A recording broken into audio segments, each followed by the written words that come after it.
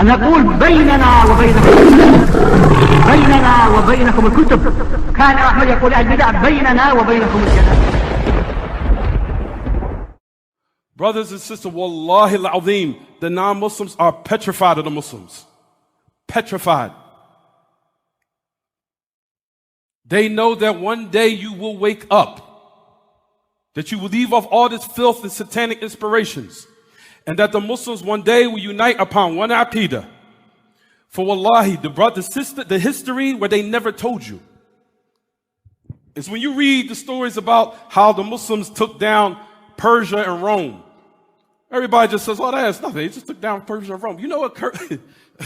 You know the level of what the Muslims did? From a town in the desert with date palm trees. That's where it's from Mecca, some rocky desert, to Medina, where it's some bunch of date palms. That's where it originated from. And they took down to what's equivalent to Russia and China. That's equivalent to what the Muslims, that's the magnitude of what they did. Can you imagine that? That's why some of the Sahaba, when the Messenger of Allah said, oh Messenger of Allah, he said that Allah will complete this affair until the treasures of Kisra ibn Hurmuz will be brought. The Sahabi said, Kisra ibn Hurmuz? Oh Messenger of Allah? He said, yes.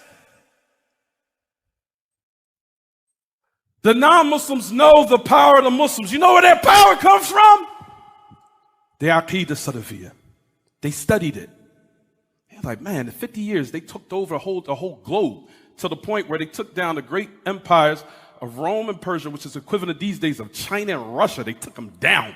And not only that, it spread it almost to China, all the way up to Europe within Spain, to France, and all the great parts of Africa. They're like, we have to stop these people. Where is their power emanating from? Where? They studied it. So you know what they came up with? They came up with Jahmiyyah, logic, believing that Allah is everywhere, believing that Allah is in every place. Allah has no attributes based upon the philosophers.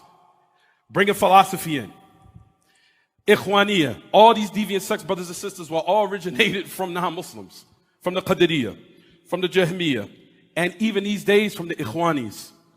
Ikhwanis, they're Qawaid Masuniyah. It's a Masonic principle, gathering all the Muslims together, even though all of them are upon a corrupt Aqidah. We all say, La ilaha illallah, let's all come together. That's satanic. That originated from the Masons. A non-Muslim was inspired by the shaitan. It came to a non-Muslim, inspired it, and they told it to the Muslims, and the Muslims fell for it. Why do you think this, brothers and sisters? The enemies of Islam knows your strength. Your strength is when they realize, let's unite Aqidah Salafiyah. When you come together and you make war with all these other corrupted ideologies and all these other corrupt beliefs, when the Muslims wake up from out of their affairs and start making war with the awliya of Allah, with the people Tawheed and Sunnah, and say, you know what? We need to really know that this is not working. Of course, you're starting to realize that now.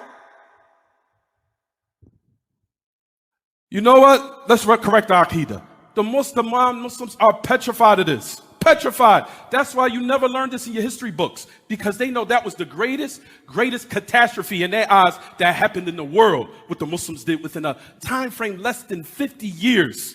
They took down Persia, Rome, they spread to the corners of the dunya near China, all the way up to the other side of the east, where Spain, where they ruled it for hundreds of years. They knew they are petrified of that happening again. That's why they don't even mention it in history, because that's the greatest catastrophe in their eyes that they're petrified of. Petrified. That's why they don't even mention it. Because they know one day the Muslims are going to figure it out after they start bumping their heads a million times, realize that Sufiya, all this filth of believing that Allah is everywhere, and the filth of Sufiya, and they get rid of the grave worshiping and all these ideologies that's been keeping the Muslims weak for years. They're going to wake up from it and start to realize it. And it is going to happen. But we can make it happen now if we choose. And when y'all stop being on social media, openly bragging about your sins and leave off all these satanic filth, that's when the Muslims will restore their prominence.